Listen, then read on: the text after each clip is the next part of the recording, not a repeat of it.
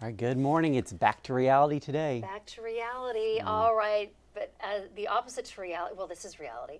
So there's this treasure hunt that's underway across the United States. An entrepreneur is offering a genuine treasure hunt to people who read his new book. So the author, John Collins Black, is the author of There's Treasure Inside.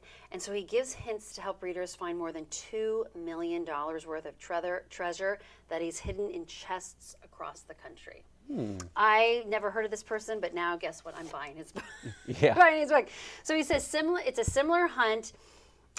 He says a similar hunt in 2010 served as his inspiration, but his has multiple troves to enable more people to participate. I like that. So the treasure includes everything from gold to rare Pokemon cards, sports memorabilia, and even a brooch once owned by Jackie Kennedy Onassis.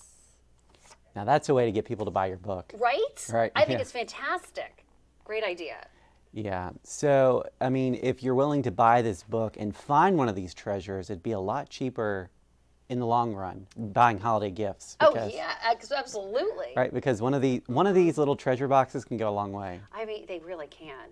So, I mean, I think it's really neat though, a fun way though too to also engage like the readers. Yeah. I mean, and get excited and, you know, hey, I'd like that brooch worn by Jackie O. Wouldn't? Yeah. So does the book have like clues in it? So it has clues in it, yes. And so that helps, I guess, people navigate to find, you know, the treasure that's all over the country. So I don't know the parameters as far as like, is it coast to coast? I'm assuming that they are. It must be, especially since there's $2 million worth. So I know, I kind of want to get the book now and see.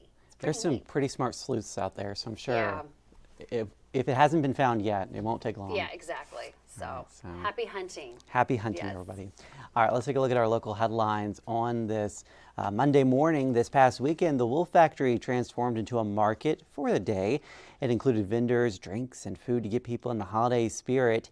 18 vendors attended the Wolf Factory's 4th annual Sip and Shop. Organizers say their goal is to support small businesses while making it fun to shop local for the holiday season. An estimated 250 people attended. The Wolf Factory says its next big public event will be its Wine Fest, which is scheduled for January. UVA quarterback Anthony Calandria may be booking his trip out of Charlottesville. The sophomore quarterback announced his plans to enter the transfer portal yesterday. In his 2 seasons with the Hoos, Calandria had more than 4,500 passing yards and 28 touchdowns. He did struggle with interceptions, though, throwing 20 in his 2 seasons in Charlottesville. Calandria has 2 years of eligibility remaining. And a quick reminder that the winner of the Charlottesville Grand Illumination Tree will be announced today. Voting has closed, so hopefully you made your choice heard. The city used ranked choice voting for the tree this year. That is how city council candidates will be nominated in June's primary. Stay tuned to 29 News to see the tree results. I believe there is Treeler Swift and Oatmeal, so a lot of interesting choices. Yes, indeed. Weather-wise, we've got a cold start to the work and school week as you get back at it.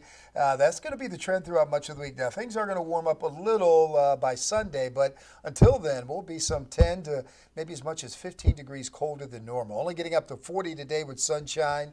More of the same really for tomorrow. It'll be those overnight lows, though, teens and 20s. 43 with sunshine Wednesday. It'll be a windy day Thursday. Friday gets colder again, only getting up to 40. Now, late Saturday night, we could see a rain or snow shower. It's not going to amount to anything. And then we finally warm back up starting on Sunday with temperatures back in the low 50s. And again, normal highs should be about 53. So we'll be certainly colder than that the next few days. So if the start of the work week after holiday weekend wasn't enough to shock your system, this cold certainly will. Yes, indeed. All right, thank you, David. And thank you guys for joining us on the Morning Rush. Stay warm out there. Here's a live look at traffic on this Monday morning. This is US 29 at Rio Road. So far, things are moving smoothly. A bit of a great Monday out there. We'll see you again on 29 News at noon.